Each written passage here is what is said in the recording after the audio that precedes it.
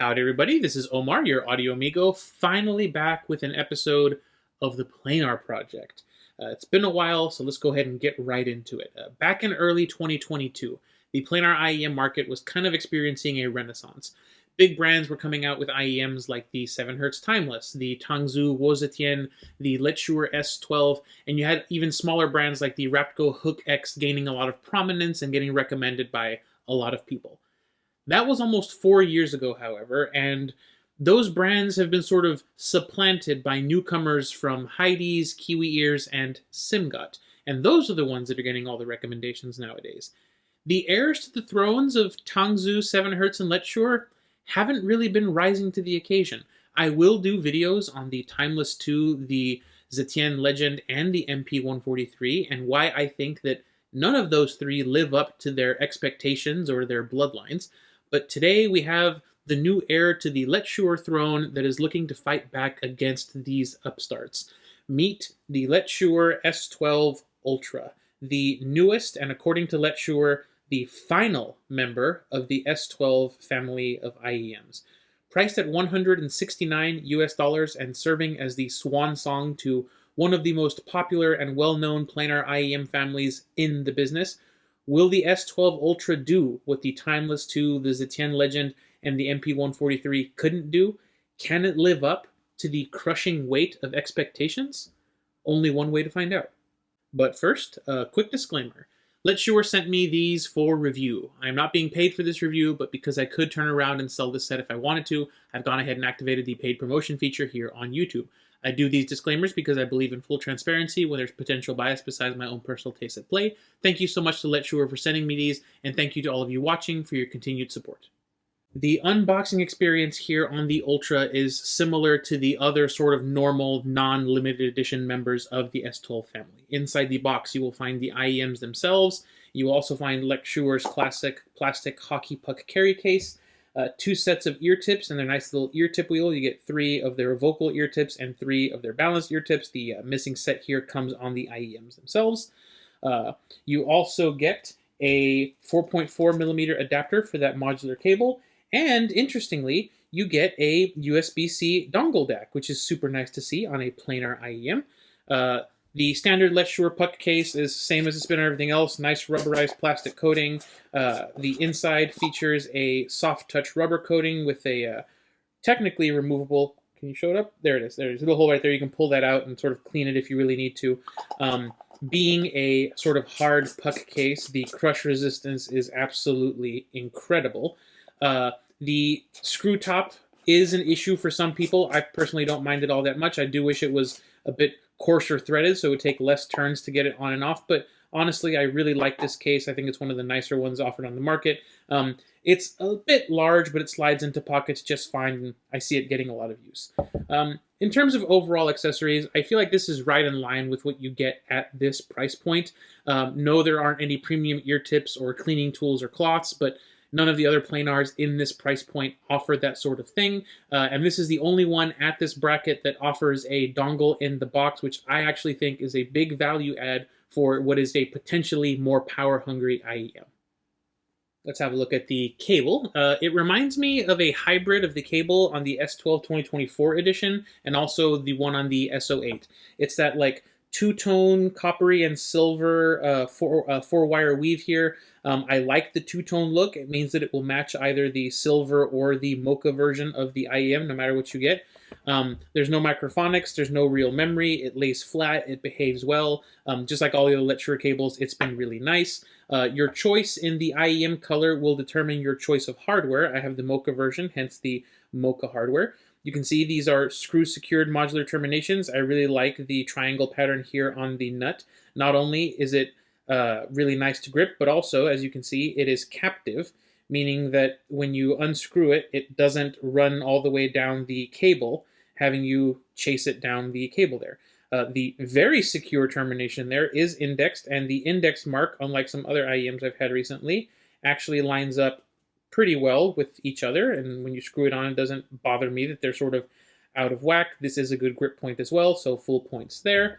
The Y-split is very sort of featureless and stealthy. I kind of don't like the fact that the Chin slider isn't the same diameter. It looks like a bit of a tack on there. I mean, I guess it kind of looks cool if you stack it up like that. You can easily, it makes it easier to grab, that's for sure. If it's sort of sitting there, if it was the same diameter, maybe it'd be a little bit more difficult to grab, but honestly, that's just a nitpick for me. The chin slider works fine. It sticks to the cables well, and it stays put during walks.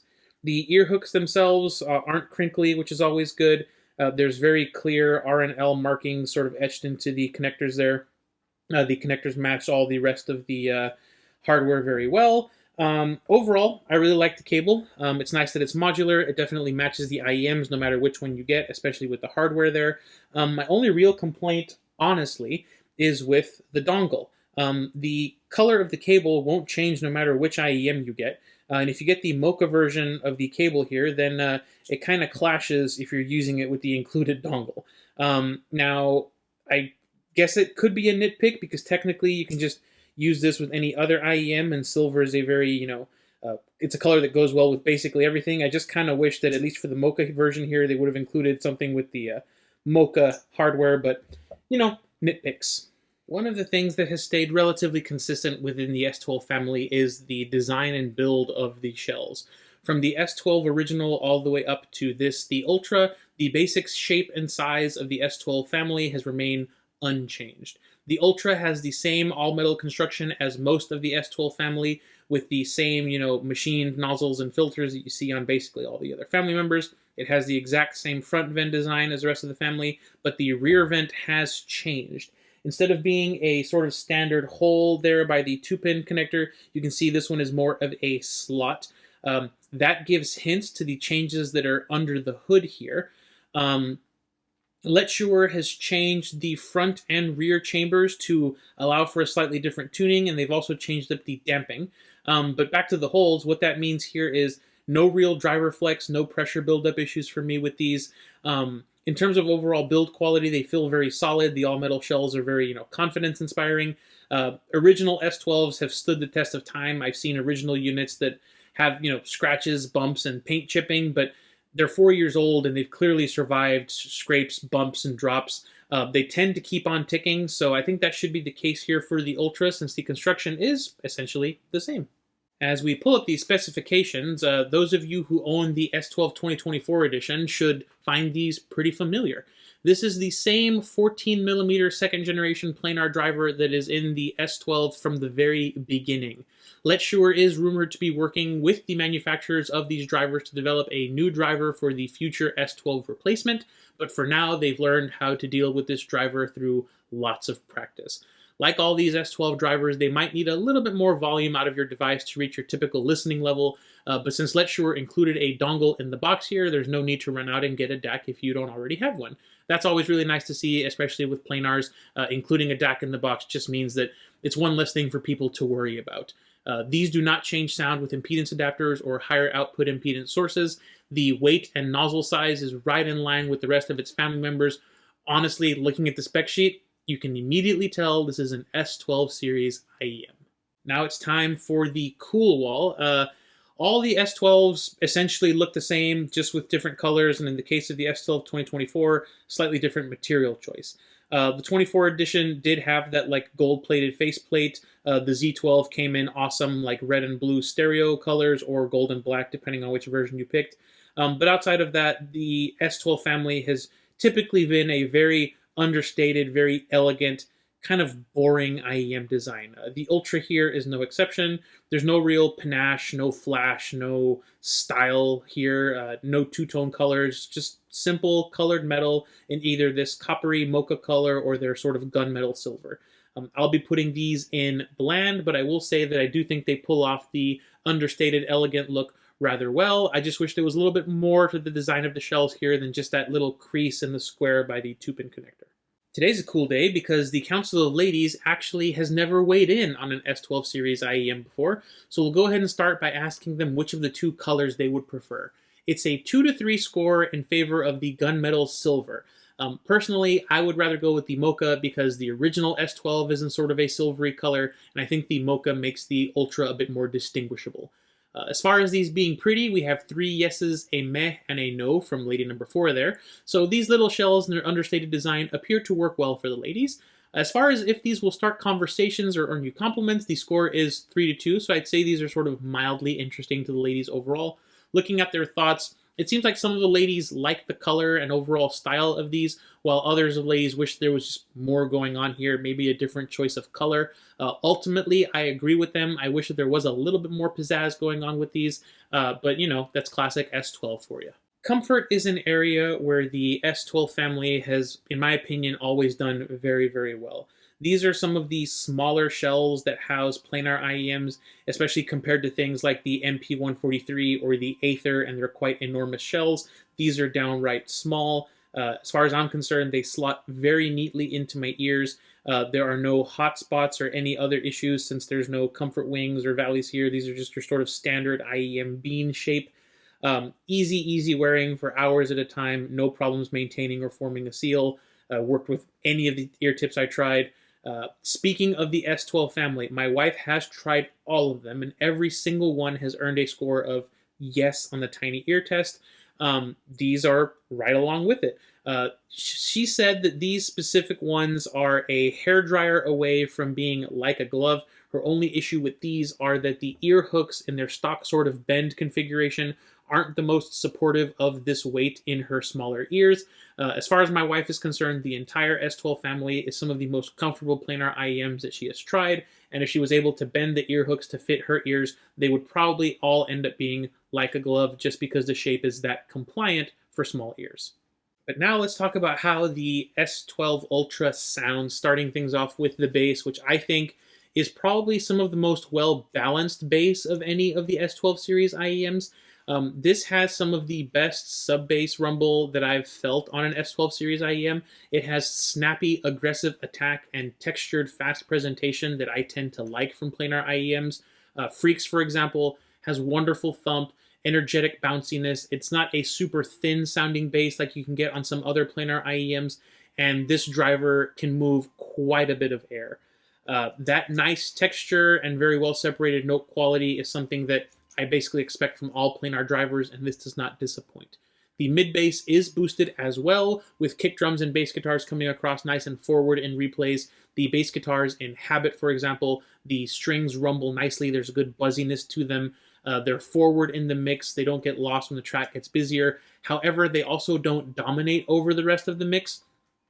Some other planar IEMs can tend to overboost the mid bass a little bit. That's not the case here. I think this is more a sub-bass focused bass attack presentation. It's very well textured. It's basically everything I expect from planar bass, and it is very, very well executed.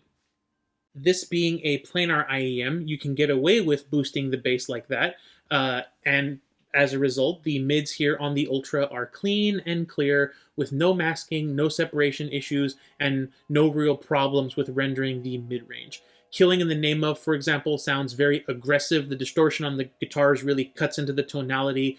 The vocals, they sound really grungy combined with that guitar and the bass. It's a very excellent replay here on the Ultra. Wonderful separation of the instruments, and the vocals aren't tonally affected by either the treble or the bass, which is just really nice to see.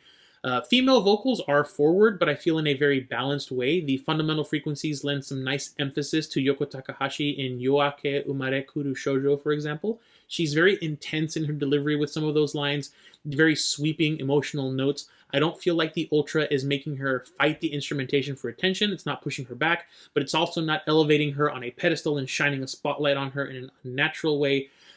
It's pushing her forward just enough that she sounds emphasized, but not so much that her tonality begins to suffer from appearing unnatural or overcooked. The mids overall here, I think, are extremely well balanced, very cleanly executed, and I just like this presentation overall quite a bit.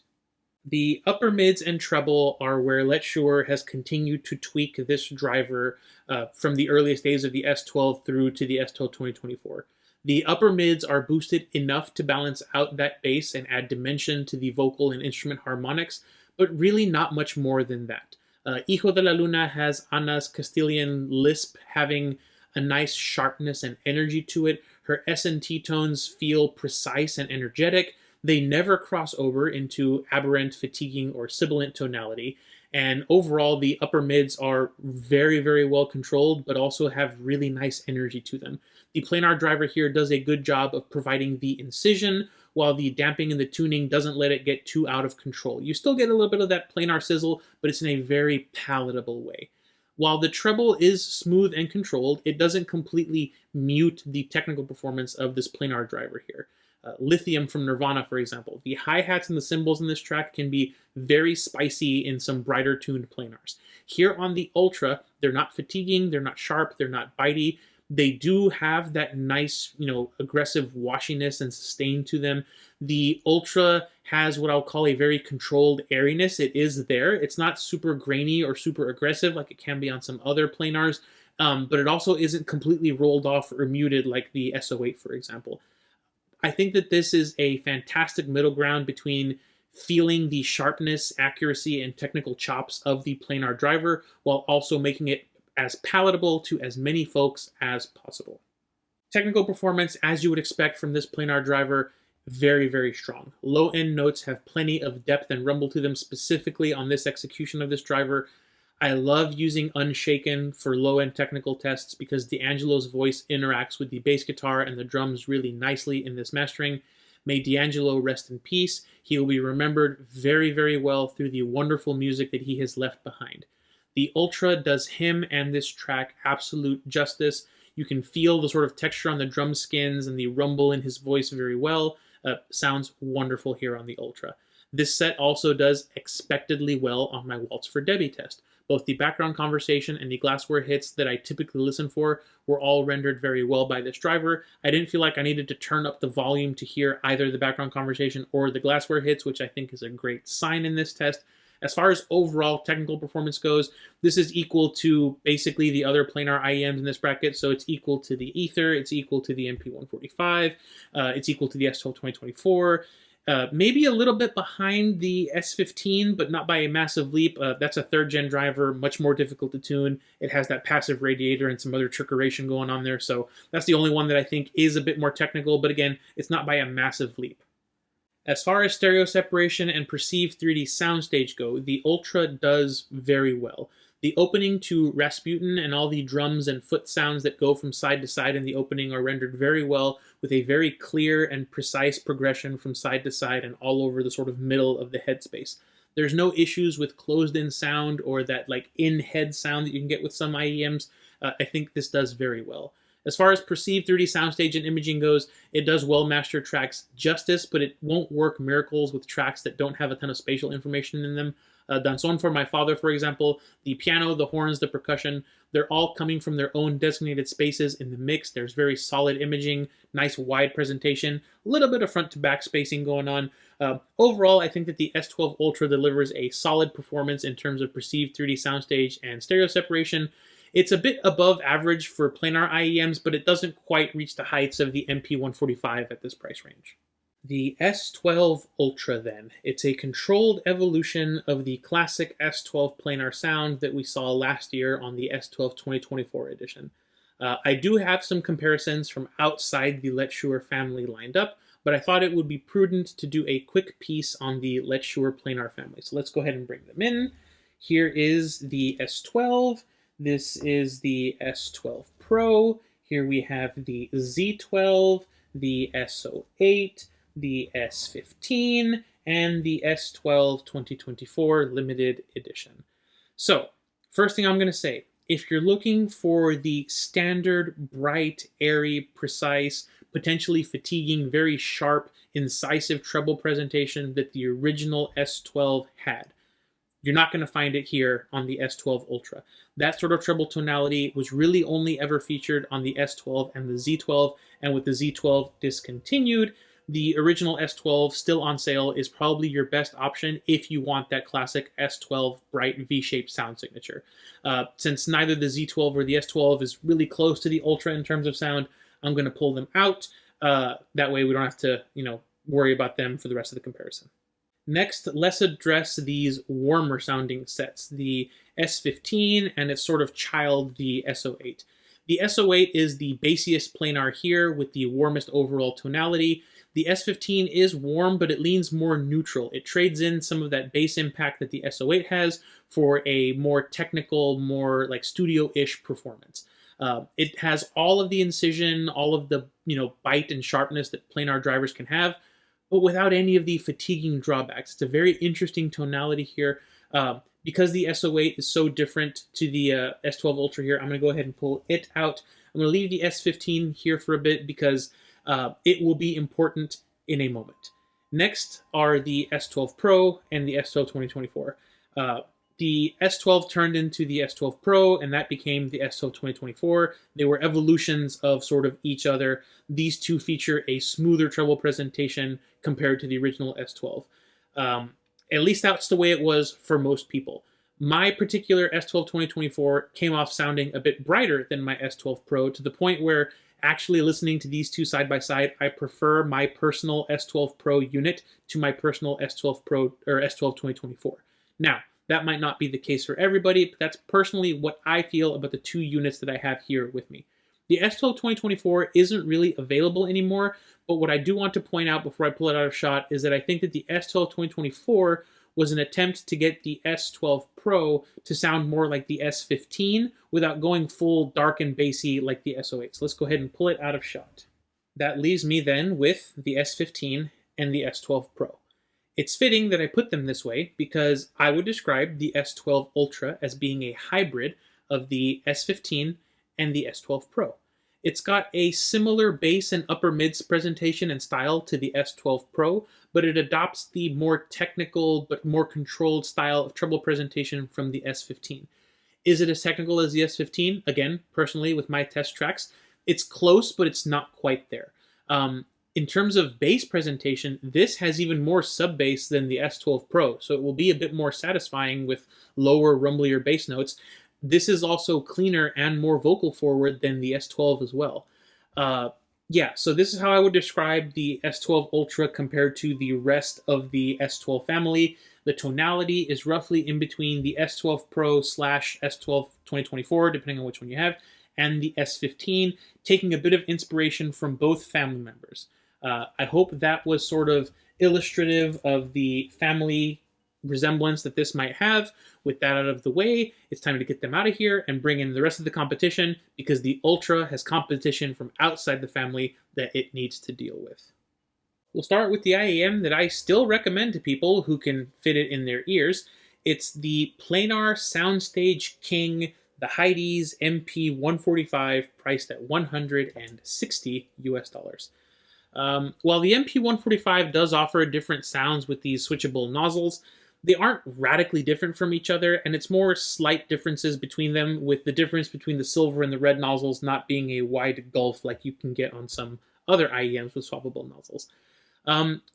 The MP145 does have some downsides compared to the Ultra. It has a much worse accessories package, a not as nice cable. The absolutely elephantine shells are notoriously difficult to deal with. It has the largest nozzles of any IEM I have ever measured.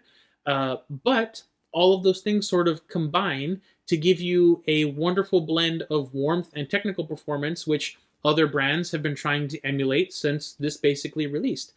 But the main benefit of the enormous shells and the huge nozzles is the soundstage that these can put out, at least in my ears with my tracks and with my brain.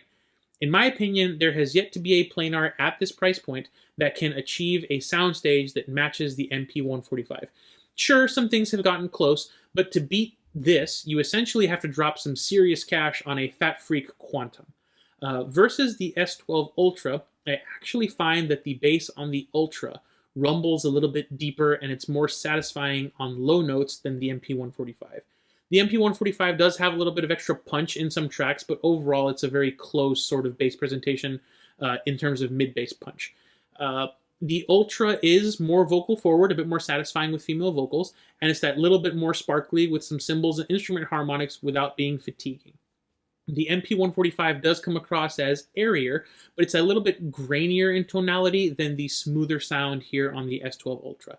Seeing as the Ultra comes with a USB C dongle DAC, as well as a hard case and a modular cable, and it's more comfortable, and it's only $10 more, this is the one that I would normally recommend to people over the MP145, unless you're specifically looking for some of the best soundstage at this price point and you can fit it in your ears, in which case MP145, still the king. Now we bring in the IEM that unseated the MP145 as my sort of default planar recommendation, the $107 KiwiEars Aether. This and the Ultra are very similar in sort of overall tonality and flavor of sound, but there are differences. Again, the Ultra has the more satisfying bass rumble, especially with those low notes and those droning EDM-style notes. This is just more satisfying in the low end compared to the Aether. The Ultra is the more vocal-forward set. It does better with female vocals, but it's less drastic of a difference versus the Aether than it was with the MP145. The Aether is a little bit brighter in the treble, and it's a little bit sharper with those harmonics as a result. But in terms of technical performance and resolution, honestly, this is every bit the equal of the Aether, and in some songs I actually found this was a bit more resolving with some of those low-end notes than the Aether. Imaging and soundstage is honestly a dead heat, basically the same. And seeing as the accessories package, I do think is nicer on the S12 Ultra with a nicer case and the dongle DAC. That plus the rumbly sub bass will basically make me recommend the Ultra over the Aether basically every time. Unless you don't like all metal shells and you prefer the resin here on the Aether, the smaller, more comfortable shells here on the S12 will be a better fit for most people. In all honesty, the Aether had its day in the light, but now it's going to need price cuts or sales to remain competitive with the Ultra. And seeing what the pricing was like on Prime Day, I think KiwiEars knows it and will be lowering the price on this in the future. Let's raise the difficulty a bit. Let's go ahead and bring in the 7Hz Timeless 2 priced at $230, which I do promise I will do a video on. The Timeless 2 is packing 4 different nozzles for 4 different sounds, but in practice it's really only 2-ish, with the other 2 providing more fine-grained adjustments in the treble as opposed to a completely different sound, kind of like the ones on the MP143. For this review, I'll be talking about the sound with the standard gray nozzles here, as that's the sound that I think is the closest to the S12 Ultra. Here we find that the bass is much closer to the Ultra. In fact, the Timeless 2 has a bit of extra punchiness and warmth to it compared to the Ultra, while the sub bass is honestly pretty similar overall. It's a slight difference, but it is there. I had to go looking for it. It's not the sort of thing that I think is going to be incredibly obvious to people. Female vocals are very similar with both of these, as is the overall treble presentation, both of them having sort of controlled but present harmonics and a detailed technical sound that doesn't really fatigue. The Ultra is a little bit less airier, which makes it a safer choice if you're sensitive to the top end of treble, but I don't think that the Ultra is less technical or resolving compared to the Timeless 2. Now, you can swap nozzles on the Timeless 2 and pick a less warm, more borderline shouty approach to the upper mids and increase the treble a bit if you'd like. But if you're going to stick to these standard gray nozzles, then you could make the argument that going with the Ultra instead will save you $60 and get you a very similar sound and basically the same technical performance. On the other hand, if that treble increase offers you the type of versatility that you're willing to pay extra money for, then the Timeless 2, I think, would make for a nice upgrade from the Ultra, if only the ET142 didn't exist. Even at its recently increased price of $250, the 4 nozzles here on the ET142 handily beat not just the Timeless 2, but also the Ultra in terms of versatility. Yes, the gold and titanium nozzles here are identical, but this is still 3 different distinct sounds versus the 2 on the Timeless 2 and the 1 on the Ultra. The nozzle we're interested in here on the ET142 is the short nozzle with the black rings. This one does a pretty good job at approximating the S12 Ultra and by extension the S12 Pro and so on. It's more forward with vocal harmonics, bringing them forward a little bit, so if you like female vocals, this will be a tiny bit nicer. This also is a little bit punchier in the bass, but again, it's very, very, very close here. Outside of that, it's a very even presentation between these two in terms of overall tonal balance. ET142, again, that little bit airier at the top end, but the Ultra can be a bit brighter than the short nozzles here with some instrument harmonics. Overall, while the ET142 can mimic the Ultra, it can also mimic the S08 and the standard S12, making it the most versatile planar IEM, not just in this price bracket, but in the entire sub-$1,000-ish market. It is, however, nearly $100 more than the Ultra. And if you don't want that versatility, if you're going to throw the short black nozzles on these and just use them at all times, not only will the Ultra be, lighter, smaller, and more comfortable in the ear for most people, but it will also save you $80-ish. So let's wrap things up as a whole, honestly. So let me bring in some more things here. If you want the traditional bright-leaning V-shaped tonality that the original S12 offered, then you're probably best off buying the original S12. If you're looking for a planar around $100 that sounds darker and warmer than everything else, the S08 is still a fantastic option. If you like this sound but you want more airiness, the T10 Pro is a good alternative. If you want a neutral planar that is more technical than everything here and is actually reasonably priced now, the S15 at its new price of $230 is becoming pretty difficult to beat if you want something neutral. The Ultra will slot in, as I mentioned, between the S12 Pro and the S15 in terms of overall tonality, with a sprinkling of the S08's powerful bass, at least in the sub-bass realm. MP145 still the overall soundstage king, and if it can fit your ears and if you can snag it on sale, it makes a great option. The Aether is the IEM that I think has suffered the most from the introduction of the S12 Ultra. It's a very similar IEM, same price, but it is bigger, it's made of resin versus metal, has a weaker overall accessories package, is less comfortable. But as I mentioned earlier, I think KiwiEars is going to be price cutting this, so it will be a good option if it's on sale or if it gets a permanent price drop. At the same price, however, I would take the S12 Ultra over this anytime. Timeless 2 would make a great, more versatile upgrade over the Ultra, but only in the sense that it's more versatile. The sound, as I mentioned, is quite close between these two, and honestly, if you want that versatility in terms of an upgrade, the ET142 is just more versatile and better than the Timeless 2 for only $20 more. Sound, as I mentioned, again, is very close to the S12 Ultra with those specific nozzles. And the ET142 is the one I would push you towards as a sort of upmarket upgrade, unless you wanted something more neutral, in which case, like I said, the S15 is looking pretty sweet. But now it's time to pull up the Audio Amigo Arbitrary rating scale and answer the question that I posed at the beginning of the video. Does the S12 Ultra make a fitting swan song for the S12 family? Does it live up to the crushing weight of expectations? And honestly, yes, it does. It builds on the foundation of the S12 Pro and the S12 2024, making it one of the most palatable and easily recommendable S12 series IEMs yet. In terms of fighting the competition, I think it certainly does that job very well. It might not match the MP145 in terms of soundstage, but in terms of basically everything else, comfort, accessories, cable, sound even, depending on what nozzle you're using, the S12 Ultra, I think, makes a very convincing case. The Aether, well, honestly, I kind of feel bad for it. Despite all of the yelling about their big 15mm driver, I don't hear it being any better than the one in the Ultra here. This has a better shell, a nicer cable, a nicer case, a dongle, and better bass as well. This is going to need price drops to stay competitive. It is coming in, pretty sure, so just keep an eye on the price for this. As far as the higher dollar options go, yes, the Ultra can't match the Timeless 2 or the ET142 in terms of versatility, but the accessories package, honestly, is nearly as good. The fit and comfort, I think, is better. And if you're only going to be using the gray nozzles on the Timeless 2 or the short black nozzles on the ET142, you can make the argument that saving $60, $80 and going with the Ultra instead is the way to go here. Personally, I still think the ET142 is an incredible chameleon for offering customizability, but for $80 less, the Ultra with its pleasing bassy sound signature and detailed but not aggressive treble, I think is a return to the top rung of the bracket for Letshuoer.